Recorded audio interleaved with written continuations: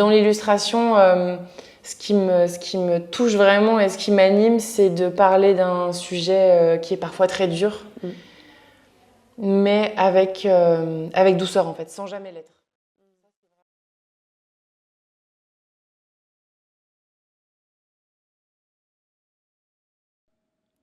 Hello et bienvenue sur ma chaîne. Ici, on parle de style artistique à travers des exercices créatifs et des interviews d'artistes. Aujourd'hui, je te propose de partir à la rencontre de Morgane Gancedo. Elle va nous partager son parcours, son travail et son style à travers 10 questions, et la discussion est allée bien au-delà. On a voulu faire ça en mode chill à l'extérieur, mais le vent en a décidé autrement. Donc on a fini par se replier à l'intérieur, et c'était bien mieux pour pouvoir discuter tranquillement. Si le bruit te gêne, n'hésite pas à utiliser les timecodes dans la description pour aller directement là où le son est meilleur. Installe-toi confortablement, c'est parti! Bonjour Morgane. Salut Diane. Alors, j'allais dire merci de m'accueillir chez toi, mais on profite d'un petit week-end à la Maison des Créateurs chez Kylian pour se rencontrer. Ouais. Et on va parler de style ensemble, de parcours et tout ça. Est-ce que, avant de commencer, tu peux te présenter pour les personnes qui ne te connaissent pas? Je m'appelle Morgane, je suis directrice artistique et ce que j'aime faire pour les autres et pour moi, c'est poser mon regard et créer des supports visuels avec plein de médiums différents. Donc ça peut être de la fresque murale, de la peinture, sur du papier, des murs, du tissu. Ça peut être des illustrations digitales, ça peut être des identités de marque, du community management. Mais c'est vraiment poser un regard et raconter une histoire avec ce regard. C'est hyper varié. Je ne savais pas du coup. Je découvre en même temps, mais c'est cool de pouvoir exprimer une intention, mais sur des supports différents. J'ai mis longtemps avant de lier tout ça. Et le fait d'avoir trouvé le mot directrice artistique, ça liait en fait tout ce que j'aimais faire sans laisser des choses de côté. Parce que je ne me sentais pas de me définir juste comme une graphiste, ou juste comme une illustratrice, ou juste comme une créatrice de contenu, ou juste comme une artiste. Enfin, il y avait trop de mots en fait, et je voulais lier tout.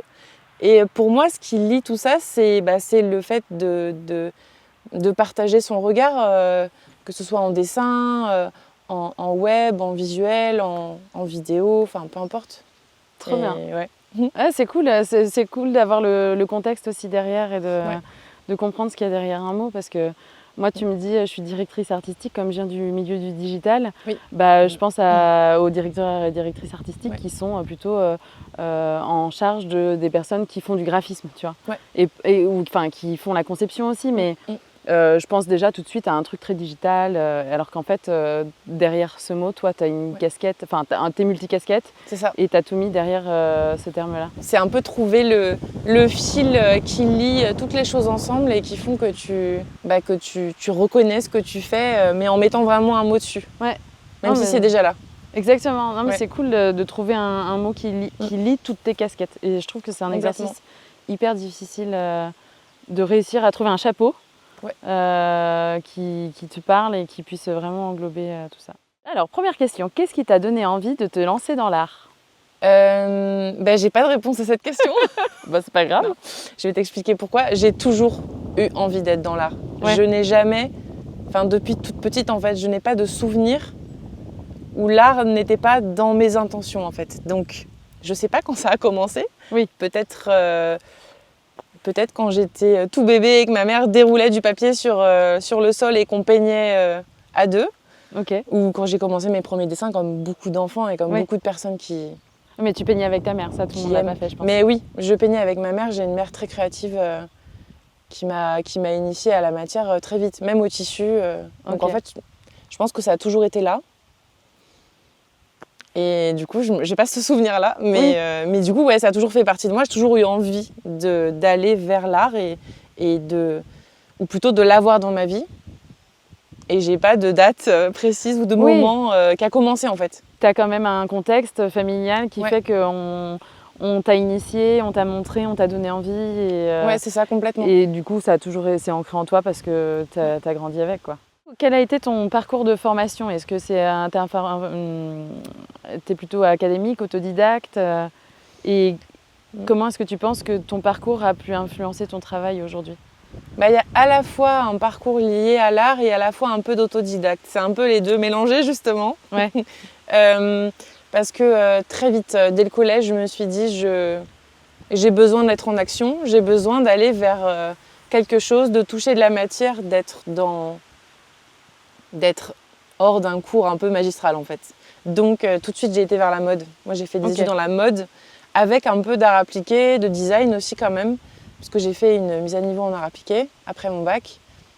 Mais tout de suite je me suis dirigée en tout cas vers cet attrait pour la matière, pour les couleurs et pour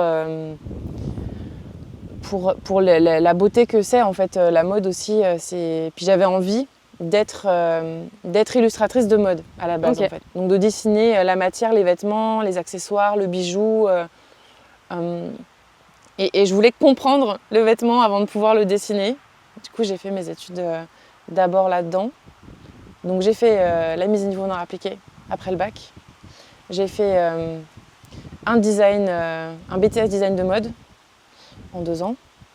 Et ensuite, j'ai fait un diplôme des métiers d'art en broderie. Je me suis vraiment spécialisée parce que j'étais fascinée par la délicatesse et la beauté de ce qu'on peut faire avec des choses minuscules. C'est clair. Et j'étais déjà très attirée par la lumière. Parce que la broderie, ça amène une lumière, la teinture aussi, mais sur le vêtement qui est dingue. Ah ouais, j'avais jamais réfléchi à ça. Ouais. J'aurais plutôt dit ça apportait des contrastes que ça apporte de la lumière. Ça apporte aussi du contraste, ça dépend du médium, mais c'est vrai que ça amène du volume, du motif, ça modifie parfois la forme du vêtement. C'est vraiment... tu peux tout faire de toute façon avec la broderie. Est-ce que tu as débuté dans ta carrière artistique après ton parcours? Je ne sais pas si c'est après mon parcours, parce que j'ai eu plein de stages du coup. Ah oui, donc... Parce que j'ai eu un bac métier de la mode en fait. Donc dès la seconde, j'ai commencé à avoir des cours, un peu de cours d'art appliqué, des cours de patronage, des cours vraiment pour apprendre à faire un vêtement, à structurer et à le penser. Et du coup, très vite, j'ai eu des stages tous les ans en fait.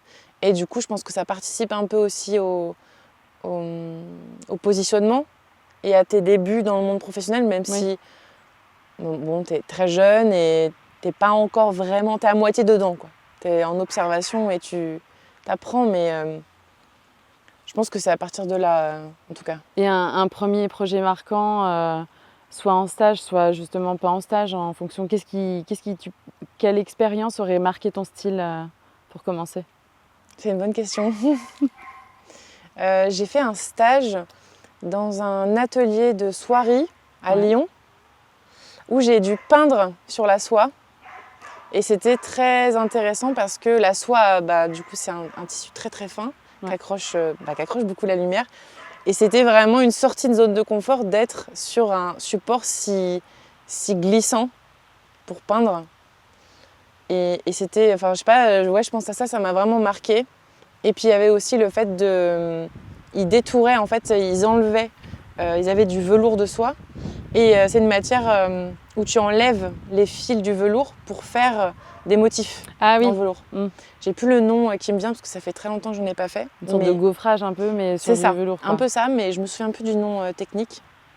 Et vraiment le fait de penser le motif ou l'illustration en retirant de la matière, ça m'avait pas mal marqué. Appréhender les vides plutôt que les pleins, ou c'est ça, retirer pour finalement mettre quelque chose. Ah, c'est marrant, c'est hyper intéressant comme approche. Je comprends que tu t'en souviennes du coup.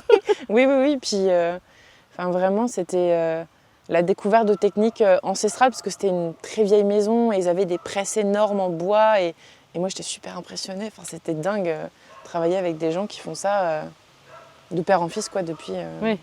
Et puis en plus, tu commences. Voilà, c'est ça. T'as un peu la peur de rater ou d'abîmer, non? Ouais, un petit peu. Bon, déjà à cette époque-là, j'étais un peu une maniaque du carré et du... Ouais. Et du, comment dire, et du bienfait au maximum. Donc j'ai fait des erreurs comme tout le monde, mais je pense que c'est pour ça après que je me suis tournée vers la broderie. J'étais vraiment dans cette envie d'être dans la délicatesse et le petit et le doux pour pas brusquer et peut-être rater quelque chose ou... Oui, oui, donc finalement, le fait de travailler sur quelque chose de délicat t'a donné aussi cette patte délicate. Enfin, Oui, t'a donné envie oui. de faire attention et Ouais, d'y apporter du soin. c'est ça. Et après, tout est lié, hein, Oui, oui. mais même dans mes dessins, avant de vraiment me lancer en tant qu'artiste, illustratrice, Directrice je vais pas refaire toute la liste, mais en fait, tu re-regardes tout ce que tu as fait pendant tes études, les projets ou...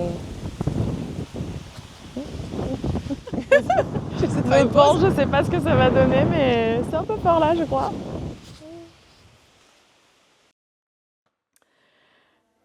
Du coup, on a changé de setup parce qu'il y avait du vent dehors et ça faisait trop de bruit dans les micros. Donc, on continue. Voilà. Dans un coin plus cocon. Exactement. À l'intérieur, sans bruit, sans rien. Enfin, il y aura peut-être un peu le bruit de fond de la salle commune, mais je pense que ça devrait aller.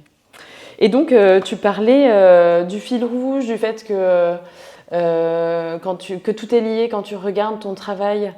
Tu vois un fil qui se dégage, quoi. C'est surtout que quand tu questionnes ton identité et ton...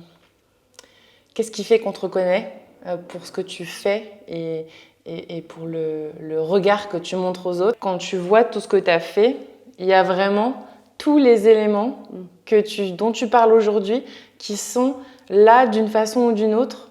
Peut-être parfois pas beaucoup développés, tu vois, mais qui sont quand même présents et qui en fait font déjà partie de toi. C'est juste que tu n'as pas réussi, comme je disais, à trouver la casquette ou le fil rouge, tu vois, qui lie tout ensemble. Et ça, je m'en suis rendu compte et je trouve ça assez dingue au final, en fait, tu vois. T'as planté des graines en chemin et en fait, à la fin, tu vois le résultat. C'est ça. Et c'est fou. Quels artistes ou mouvements ont le plus marqué ton travail ? J'ai qu'un seul nom. Ok, Moi, depuis très très jeune, j'ai toujours été fascinée par Hokusai. Ok. Je saurais pas expliquer pourquoi, parce que ce qu'il fait est quand même... Alors, il y a une forme de poésie, il y a une forme de temporalité au niveau du ciel peut-être ou de la lumière, mais c'est très différent, parce que c'est des estampes... Mais ouais, il y a un truc dans le fait de représenter des scènes du quotidien qui m'a toujours fascinée et c'est beau, quoi. Enfin, il y a une vraie poésie qui se dégage et une histoire racontée et je pense que c'est ce que j'ai toujours eu envie de faire aussi, donc j'adore. C'est cool, au moins c'est net et précis. Ouais. Et après, il y en a eu plein d'autres pendant mes études, mais oui, c'est, comment dire, j'adore Monet comme beaucoup de monde et ça me fascine la façon dont il travaille la couleur et il y en a plein, des artistes qui ont une vision de la lumière que j'adore. De toute façon, toute représentation de lumière m'intéresse, donc, mais c'est vrai qu'au Hokusai, il y a cette particularité d'émotions que je ressens quand je regarde qui me font du bien. Très bien, nickel. Et du coup, toi, comment est-ce que tu décrirais ton style aujourd'hui ? Moi, je pense qu'il y a quand même encore la question de temporalité qui revient beaucoup. Parce que la lumière et les couleurs, mais à la base, c'est vraiment être fasciné par un moment, en fait. Un moment qui peut mourir, qui peut s'arrêter, mais qui est vraiment beau au moment où on le regarde. Et du coup, ça m'a toujours fascinée d'avoir toutes ces déclinaisons de couleurs qui vont merveilleusement bien ensemble, mais qui sont sorties du contexte. Si tu mets toutes les couleurs les unes à côté des autres, tu pourrais te dire finalement qu'il y en a beaucoup trop et qu'elles ne fonctionnent pas ensemble. Et en fait, le fait d'avoir tout ce spectre qui va du foncé au clair, je trouve que c'est vraiment beau. Donc je dirais la temporalité. Il y a beaucoup de minimalistes quand même dans ce que je fais. On parlait tout à l'heure du fait de retirer quelque chose ou de questionner le vide et le plein. Moi, je pense qu'il y a vraiment une envie qui m'est propre, hein, mais de parler de sujets avec, pas avec le moins d'éléments possible, mais en allant à l'essentiel. Oui. Et, sans fioriture, quoi. Ouais, voilà, d'avoir vraiment beaucoup de richesse dans la composition et dans le questionnement, mais vraiment d'avoir quelque chose de central, en fait, qui va capter l'attention et qui va être un peu parfois le seul sujet au milieu d'une terre un peu dénudée, on va dire, mais ouais, ça m'a toujours plu de faire ça. Et après, qu'est-ce que je dirais comme autre mot? Je pense que c'est déjà pas mal. Ouais. J'ai du mal à avoir d'autres mots sur comment qualifier mon travail. Bah, c'est plutôt quelqu'un qui ne voit pas, comment est-ce que tu pourrais décrire ton travail, tu vois, aussi. C'est une façon de se dire, je sais pas, les techniques que tu utilises, les palettes, les émotions, Ouais, on va les y passer styles de des traits. heures là. Non, mais si tu devais résumer... Bah, en fait, moi, mon travail, en tout cas dans l'illustration, parce que Oui. c'est différent quand Comme tu as plein de casquettes. Voilà, alors je mets toujours la symbolique et la recherche colorée au centre de tous mes projets, ça c'est sûr. Okay. Même pour une identité de marque ou quelque chose de plus graphique, ou même faire une vidéo pour un client, ou peu importe. Mais c'est vrai que dans l'illustration, ce qui me touche vraiment et ce qui m'anime, c'est de parler d'un sujet qui est parfois très dur, mais avec douceur en fait, sans jamais l'être. Ça, c'est vraiment quelque chose que je me suis découvert. Hein. Je pense que j'avais en moi, mais que j'ai rassemblé et j'ai mis un mot dessus. Et en fait, ça me procure du bien-être. Et ça m'en procure encore plus quand je sais que ça a touché des personnes ou ça les a accompagnées dans soit un retour sur un moment particulièrement difficile ou sur en fait, se rendre compte peut-être aussi qu'il y a eu cet événement à ce moment-là et qu'il fait partie de la personne et que même si c'est très dur parfois, c'est beau aussi, enfin, ça apporte aussi de la beauté. Et c'est très énergivore, mais j'adore faire ça. Ouais, c'est vraiment... C'est incroyable. Ouais. De remettre de la beauté là où potentiellement il n'y en avait pas, c'est un don. Comment ton style a évolué depuis que tu as commencé ? Est-ce que tu vois des différences par rapport à ta sortie d'études et maintenant ? Oui, il y a beaucoup de différences. Énormément. J'ai toujours dessiné en noir et blanc déjà. Ok. J'ai appris à utiliser les couleurs quand j'ai fait à appliquer, en reproduisant le style de plein d'artistes, en faisant des exercices avec plein de médiums différents. Et en fait, j'ai commencé vraiment à utiliser la couleur d'abord avec le tissu. Oui. Donc dans mes projets, dans la mode, en faisant des recherches colorées, en teignant du tissu, en brodant, la couleur est arrivée petit à petit en fait.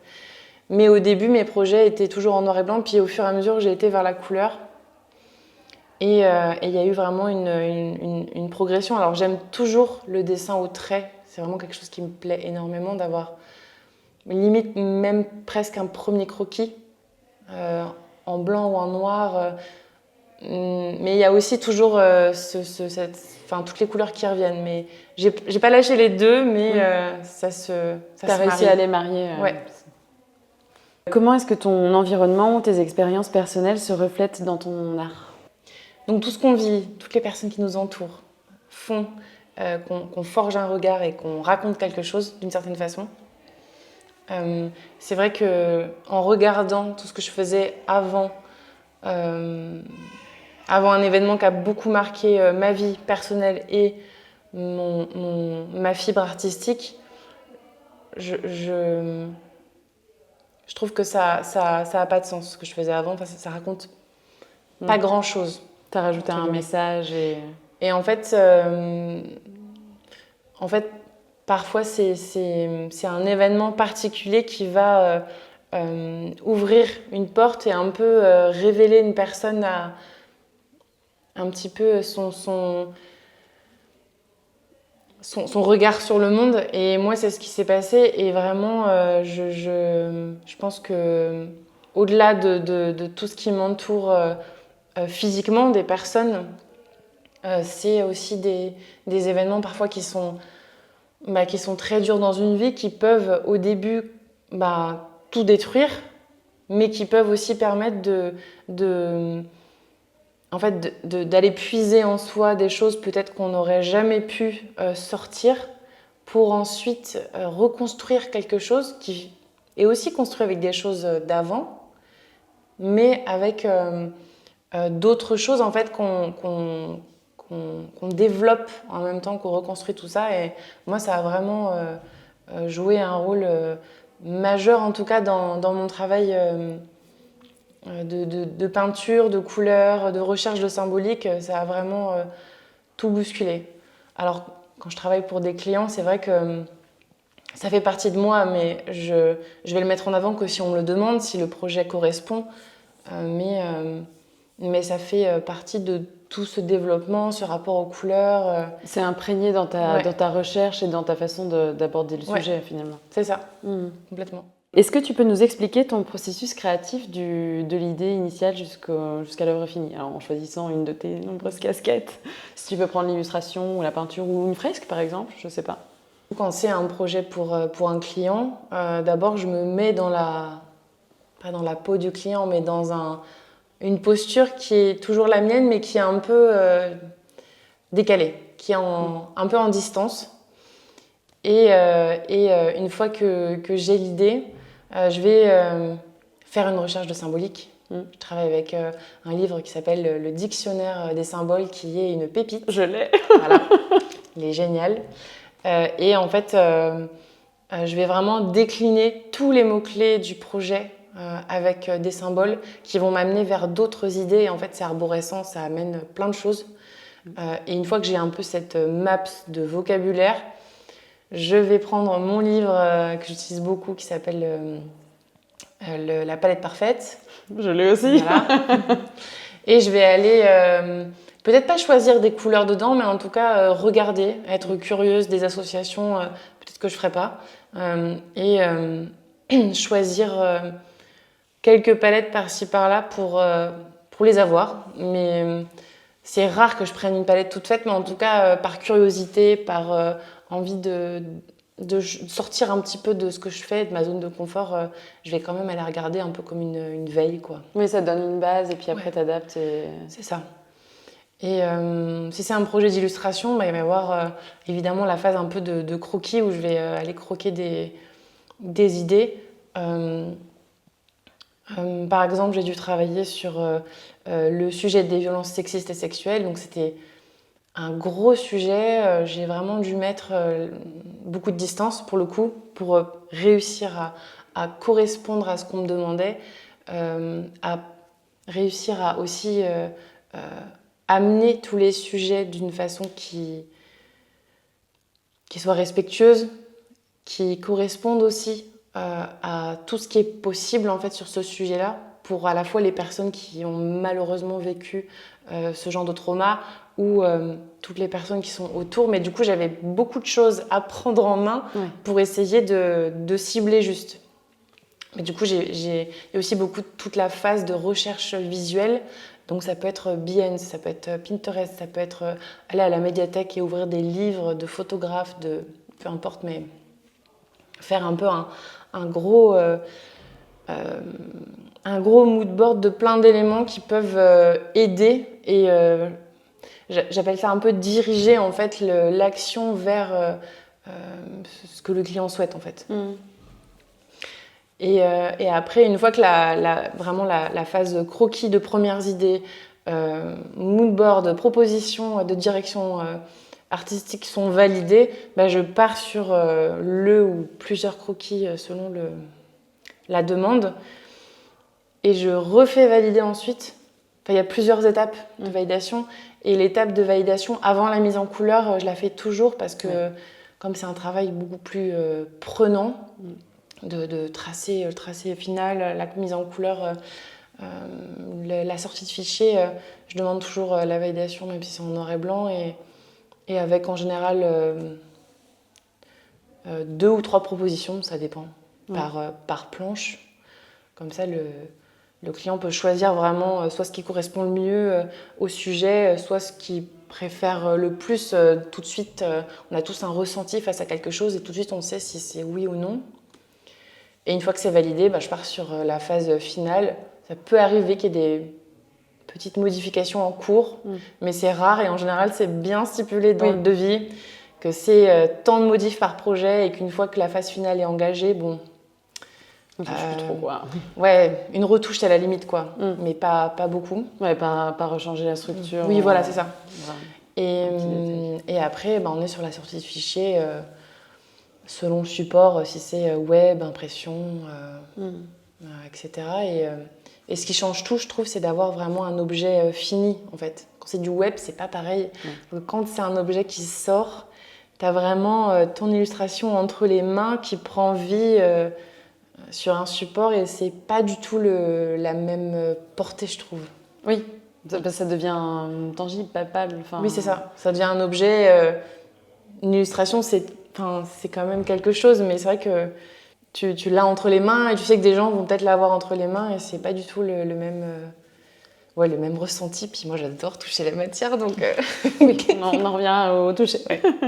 Et tes moodboards, tu les envoies aux clients aussi pour leur montrer? C'est le moodboard plus l'esquisse pour donner le ton général.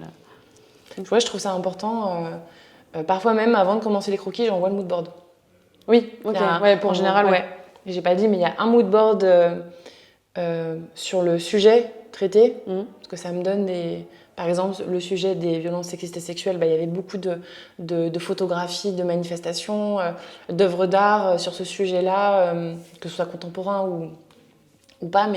Et après, il y a un deuxième moodboard avec plus le style graphique vers lequel je pense me diriger, avec des références de couleurs ou des inspirations d'artistes qui ont traité ce sujet-là. Et en fait, avec ces deux-là, je vais créer... quelque chose d'autre à la fois sur le contenu et la forme, quoi, en fait. Donc tu peux adapter ton style à la demande du client. Oui. Tu ne dessines pas toujours dans le même style. Alors, un peu quand même. Oui, on reconnaît ta patte, mais tu peux changer, faire des variations. Mais c'est surtout pour une énergie, en fait. Parce que selon le projet, tu vas vraiment avoir quelque chose qui va se dégager, que ce soit dans les associations de couleurs ou la façon dont l'illustration est agencée dans l'espace demandé. Enfin, il y a plein de détails, mais... Ouais, et puis en fait, quand tu traites d'un sujet, il faut que tu réfléchisses à tout. Moi, en l'occurrence, par exemple, il fallait que je me questionne sur comment représenter la violence, ce qui était très dur, et je me disais, je ne peux pas représenter ça avec des objets qui sont violents, ce serait trop brutal pour les personnes qui ont vécu ça. Donc je me suis questionnée, j'ai fait des recherches et mon choix ça a été de représenter ça par des flammes, par exemple. Donc je me suis questionnée sur comment représenter ces flammes. Et comment est-ce que tu gères tes périodes de blocage ou d'absence d'inspiration? Alors moi j'ai eu un blocage quand même créatif de 1 an qui a été très très long. Ok. Donc ça peut être... c'est un bon exemple, je pense. Un bon exemple. J'en ai eu d'autres, mais c'est jamais très long. Mais j'en ai eu un pendant 1 an. Parce qu'il y a 8 ans, j'ai perdu mon petit frère qui est décédé quand il avait 18 ans. J'avais 22 ans. J'étais en pleines études et pendant 1 an, c'était très dur du coup. Parce que j'étais dans le domaine artistique, mais je ne ressentais aucune inspiration. Ouais. Et en fait, comment j'ai géré ça? J'ai juste accepté ce que je ressentais au moment T, parce que je pense que quand on a un blocage, c'est qu'il y a quelque chose qui s'exprime ou qu'on n'exprime pas et qui est là et qui du coup fait un peu barrage à tout le reste. Et en fait, à ce moment-là, je me questionnais beaucoup sur le beau, en fait, justement, sur le beau sur Terre. Pourquoi il y a pourquoi il y a autant de choses si belles alors qu'il y a aussi beaucoup de choses qui sont extrêmement dures en fait dans la vie. Et moi, je me demandais pourquoi je fais du beau en fait. À quoi ça sert? À quoi ça sert? Est-ce que ça sert vraiment à des gens? Est-ce que c'est vraiment quelque chose qui me plaît ou que j'ai envie de faire toute ma vie? Et il y a eu beaucoup de moments où je me sentais frustrée parce que, comme beaucoup de créatifs, j'ai toujours dessiné tous les jours, quel que soit le support. Et là, ouais, pendant 1 an, j'ai pas dessiné. Alors j'étais en études de broderie, donc j'avais pas énormément de dessins qui m'étaient demandés, mais c'était quand même une activité créative où je devais déclencher cette inspiration pour trouver des idées. Oui. Et du coup, comme c'était un autre support, peut-être que je pense que la réponse, c'est de peut-être garder un lien à la créativité, mais sur un autre support, en fait. Oui, tester un autre médium, ouais, voilà. Support. Mais je me suis pas forcée, vraiment. Je n'ai jamais dessiné pendant 1 an parce que j'en avais pas envie et que je sentais que si je le faisais, peut-être j'allais être déçue. Ouais. Donc je voulais pas m'imposer ça en plus du fait d'être frustrée de pas pouvoir. Mais ouais, le fait d'aller tester quelque chose d'autre, soit qui est déjà là, soit que tu as envie de tester, ça peut être une solution pour comment dire, pour pas avoir l'impression d'avoir perdu quand même ce lien que tu sens avec la créativité, sans pour autant brusquer ce qui est déjà là et ce qui est un peu endormi, quoi. Ah, oui, complètement. T'es pas la seule à dire ça. Faire autre chose, en fait. Se vider la tête et pas rester sur sa page blanche ou sur son... Et voilà, on change les idées, on essaye. Et puis, en fait, expérimenter autre chose, ça peut venir renourrir notre créativité, nous redonner envie et de se dire, ah bah tiens, j'ai vu ça, j'ai fait ça. Allez, je vais réessayer. Oui, et un jour, ça revient. On s'y attend pas et c'est là. Et voilà. Et c'est une forme de guérison et tu dis, waouh. On a besoin de faire des pauses, enfin, tu vois, on a besoin de dormir, on a besoin de se ressourcer pour pouvoir retrouver l'énergie et avancer. Clairement. Donc la pratique aussi, parfois, elle a besoin de faire une pause pour ensuite mieux reprendre. Clairement. C'est sûr que ça peut faire peur de dire je fais rien, c'est frustrant, et on se dit je vais pas avancer. Oui, mais en fait, en restant là bloqué, ça changera rien en fait. Donc c'est surtout que c'est autant se mettre en marche ailleurs. Je pense même si c'est difficile, faut pas voir ça comme un blocage. Moi, je me suis juste dit en fait c'est une page blanche, quoi, c'est une pause en fait. Et parfois c'est important aussi d'avoir une page blanche et ça lance autre chose, peut-être qu'on n'aurait pas fait sinon. Mais c'est pas facile, hein. Moi je pensais que j'avais perdu ce lien à l'art que j'avais. Je pensais que je pourrais plus jamais dessiner comme beaucoup, hein, évidemment. Ça fait peur, mais puis un jour je me suis mis à dessiner quelque chose et je me suis dit mais en fait là, l'inspiration revient parce que je dessine quelque chose qui me transcende. Donc, j'ai envie de le dessiner. Moi, en l'occurrence, j'ai commencé un portrait de mon frère et du coup, ça m'a complètement débloquée. Alors que ça faisait 1 an que je touchais plus rien. Mais du coup, peut-être pas chercher à dessiner peut-être la clé de ce qui aurait bloqué, mais juste de quoi j'ai envie. Et si j'ai pas envie aujourd'hui, tant pis. Peut-être que j'aurais envie dans 1 semaine, 1 mois, 3 mois, parfois ça arrive, mais c'est pas facile à gérer la temporalité. De toute façon, quand on est créatif, c'est toujours... Oui, et puis c'est propre à chacun, et puis même pour une personne, ça peut varier d'une fois sur l'autre. Donc, Pour finir, quel conseil donnerais-tu à quelqu'un pour l'aider à trouver son style ? Alors pour le coup, pour avoir vraiment été chercher ailleurs que dans le dessin, pour trouver mon style dans le dessin, je conseillerais ça. Sortez du dessin. ouais, parce qu'en fait, tu peux développer des choses qui vont te servir dans le dessin, soit que tu as déjà faites, mais que peut-être tu peux approfondir ou questionner différemment. Mais c'est vrai qu'en fait, dans toute pratique artistique, il y a quelque chose qui peut servir aux autres, je pense. Et parfois aussi, ce qui est génial, que je fais de temps en temps, c'est aussi de questionner son style et de dire comment je pourrais amener, par exemple, ce sujet-là, comment je pourrais le représenter et en fait, de reprendre des choses assez simples comme j'aime cet artiste, j'aime ce mouvement. Ok, je vais essayer, je vais tester peut-être des nouvelles techniques et et mixer en fait. Parfois ça marche pas, parfois ça fait vraiment un truc dégueulasse. Tu dis, bon, alors je ferme. Voilà, c'est pas possible. Et des fois en fait, en testant plein de trucs, tu trouves quelque chose et tu dis bon ouais en fait ça me plaît beaucoup et c'est à la fois quelque chose que tu fais déjà, mais en même temps avec quelque chose qui amène quelque chose de nouveau, d'innovateur, d'audacieux. Un petit peu d'audace dans la vie. Qui sort de ce corps. Non, mais c'est vrai, tu vois. Par exemple, moi j'ai toujours aimé le format vidéo. Mais avant, je ne savais pas comment lier l'illustration et la vidéo ensemble.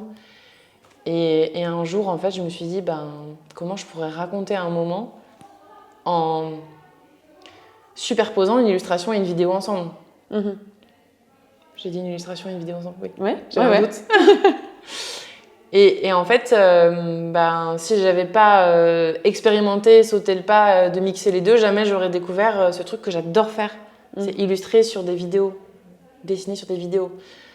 Donc, franchement, c'est pas facile. Moi, je me le dis tout le temps, il faudrait que je me fasse une journée par semaine ou une matinée où je teste des nouveaux trucs. Et il y a toujours je pense qu'on le fait quand on ressent le besoin de changer quelque chose, tu vois.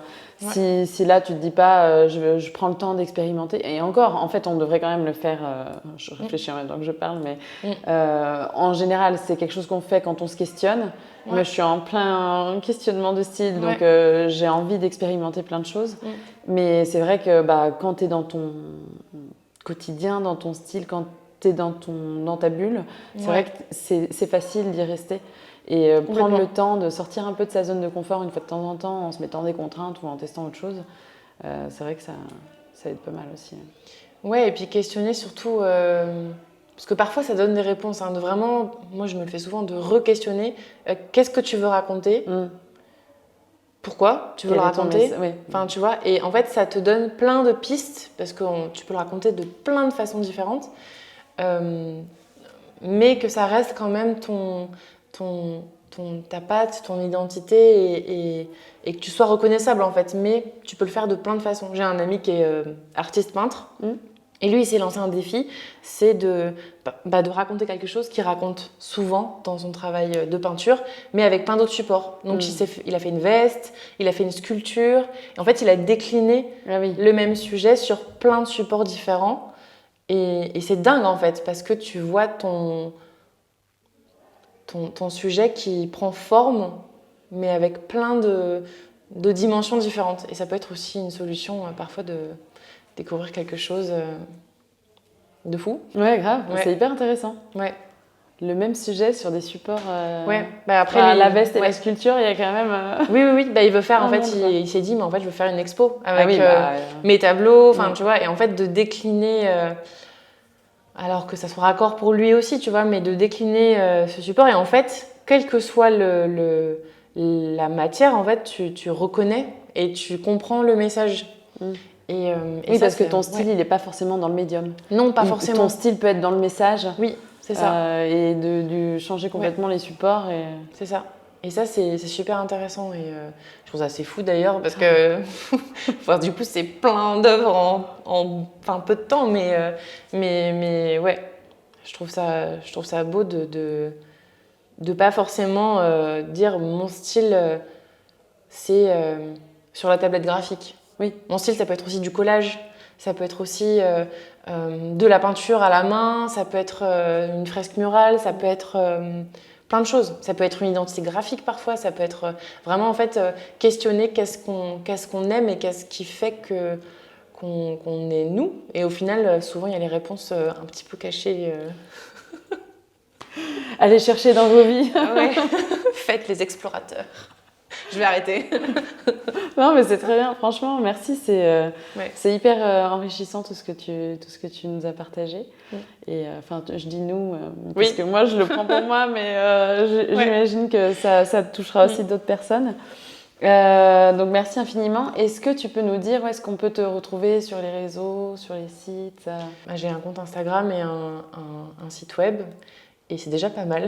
Et c'est déjà beaucoup, ouais. C'est déjà beaucoup. Si vous avez aimé cette vidéo, surtout un petit pouce.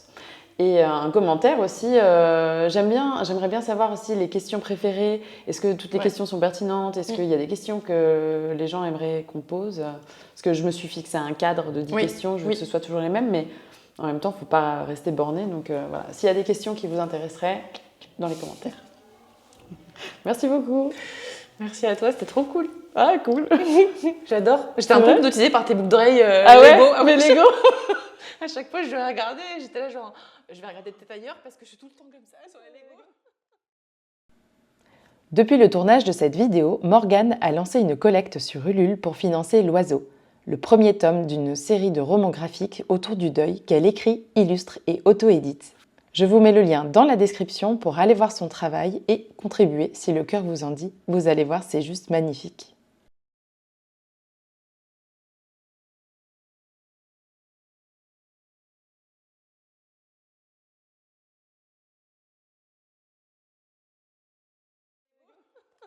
Moi, je regardais tes soleils, justement. Oui, bah oui. Enfin, étoiles, soleil. On peut les voir. Et comme tu me parlais de lumière, je suis là, bah oui, évidemment. La lumière. Ouais, mais ça, tu vois, au début, j'avais pas remarqué qu'il y avait de la lumière dans mon travail. Ouais. C'est venu après. Bah, en analysant ou... Je sais pas, mais c'est au fur et à mesure, en fait. C'est aussi avec les... On n'arrête pas. C'est aussi avec les rencontres, en fait. Oui. Parce que parfois, tu rencontres quelqu'un qui va te dire des choses que tu sais... Mais entendu de l'extérieur, ça va encore plus résonner et ça va amener des questionnements qui parfois déclenchent des petits mécanismes que tu n'aurais peut-être pas fait tout seul. Donc venez à la maison des créateurs. J'allais dire comme le jeu qu'on a fait hier soir, le jeu de cartes, je suis sûre que c'est ça. Le jeu totem. Ouais. Et vraiment, parfois c'est des...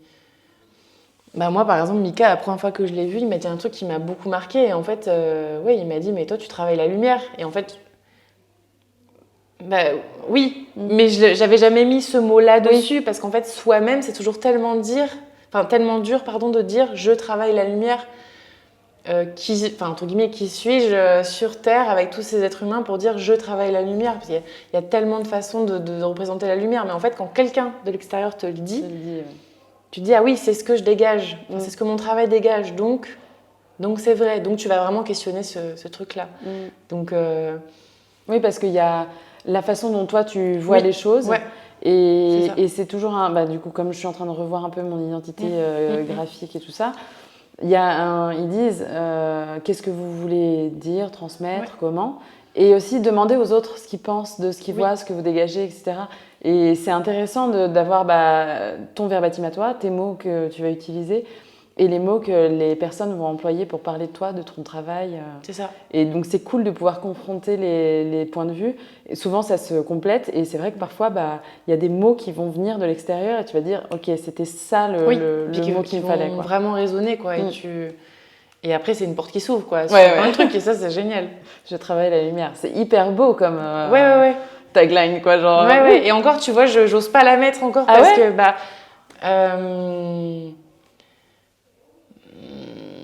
sais pas. C'est le temps que le process se fasse aussi, tu vois, mais... De digérer. Voilà. Mais du coup, on parlait de délicatesse, mais avant, mon pseudo d'artiste, c'était les petites délicatesses. Ok. Parce que la délicatesse, parce que la broderie, etc. Et très vite, en fait, je me suis détachée de ce mot-là. Vraiment, les mots une importance, parce que je ne me retrouvais plus dans le fait d'être petite. Oui. Et d'être que dans la délicatesse, parce que c'est pas vraiment que ce que je fais. Donc bon, j'ai juste pris mon prénom et mon nom, parce qu'il n'y a que toi qui portes cette identité-là. Mais c'est toujours là, cette notion de délicatesse, mais c'est toujours tellement dur de trouver peu de mots qui peuvent rassembler ce que tu fais. Et parfois, les visuels parlent d'eux-mêmes. Oui. Tu n'as vraiment pas besoin peut-être de poser des mots dessus, mais c'est vrai que c'est plutôt canon. Peut-être dans 5 ans, ça sera ma tagline. Tu vois, moi, je voulais mettre illustration jeunesse. Oui. Et je me suis dit non, je veux pas faire que ça. Donc je veux pas mettre ce mot jeunesse. Ouais. Et quand j'ai demandé ce que les gens pensaient de mon travail, j'ai eu du mignon, coloré, machin. Et j'ai dit, bah ouais, mais il manque des adjectifs. Ouais. Il est où le rock'n'roll? Je suis plutôt grande gueule, je donne aucun message dans mes illustrations. Et ben, c'est pour ça que c'est très intéressant du coup de faire une maps de vocabulaire. Oui. Moi, je suis une très grande fan des mots et de la symbolique. Et enfin, je travaille pas sans tout ça. Et en fait, de peut-être faire vraiment une map de tous ces mots qui te représentent et d'en trouver un. Ça va être dur, hein, mais d'en trouver un qui englobe tout. Ah oui, Tu vois? ouais. Moi, par exemple, bah, c'est directrice artistique d'élégance. Ok. Parce que dans l'élégance, il y a la lumière, il y a la poésie, il y a La délicatesse. voilà, le minimalisme, la délicatesse. Mais c'était dur à trouver, j'ai mis du temps. Mais du coup, d'avoir tous ces mots sous les yeux, parfois ça peut te... Oui, enfin, un te petit faire, mot. ouais. En fait, il est là. J'ai commencé à le faire dans le voilà. train avant-hier. Mais pour le moment, j'ai enlevé jeunesse et j'ai mis illustration rebelle et joyeuse. Ouais. Alors, donc, il n'y a pas qu'un seul mot. Oui. Mais au moins, j'ai raccroché un des concepts qui me manque. Alors, rock et rebelle, c'est pas forcément la même chose, mais je suis pas forcément encore au clair. Mais au moins, je me suis dit, déjà, je change. Et là, en plus, petit à petit, je chemine et je rechangerai. C'est un adjectif qui aiguille ou qui donne une direction sur ton style. Oui. Alors que jeunesse, ça peut être ça aussi, mais ça peut être une cible, ouais. en fait. Oui, voilà. Et du coup, ça peut être intéressant aussi, hein, que ça soit mentionné, mais le fait de donner une direction, du coup, ça montre un petit peu vers où tu vas. Et les personnes qui vont aussi vers là, du coup, vont avoir envie de bosser avec toi. Alors qu'une cible, bah, c'est beaucoup plus large. Tu peux avoir plein de choses différentes dans cette cible-là. Tu mets illustration jeunesse sur Insta. Oui. Voilà, t'as pas fini. Il y a du monde, je crois. Mais ouais, c'est trouver des mots. Et puis voilà, c'est quelque chose qui évolue sans cesse. Ouais. Avec le temps, avec la vie, avec ces lots d'événements, avec l'âge, enfin l'expérience, que ce soit joyeux ou pas. Enfin, il y a tout influe et tout change. Et comme on grandit, donc notre style il continue de grandir avec nous, ou de vieillir, mais on va dire grandir. Moi je dis toujours grandir, je me sens pas en adulte, voilà, ça va. Je grandis toujours.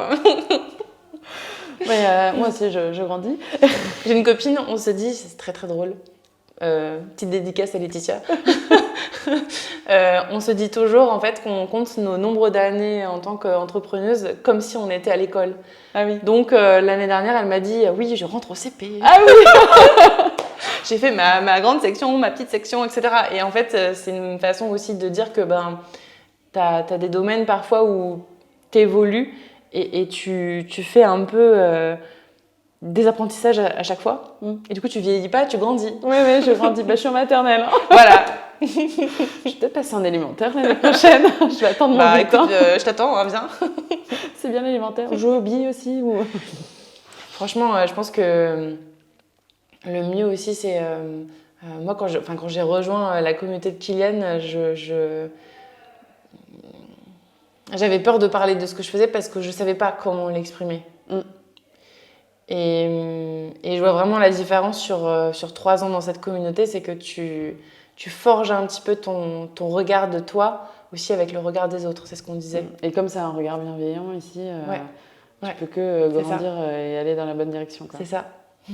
Trop bien. Donc tu es en maternelle de l'ABC. Je suis en maternelle de l'ABC, ouais. Et après, je suis en quelle classe du coup? Je suis en CE1, ouais. Ouais, je crois. Ouais. T'as fait tes devoirs? Oui. C'est bientôt les vacances là. C'est les vacances. C'est les vacances. C'est les vacances. C'est les vacances scolaires, ouais. Trop bien. Eh ben, merci pour ce bonus. Là, c'est pépite. Super bonus. Grave. Je vais rajouter toutes ces questions dans le questionnaire. Ça peut être pas mal, hein. Non, mais c'est clair. C'est cool aussi de pouvoir ouvrir sur un format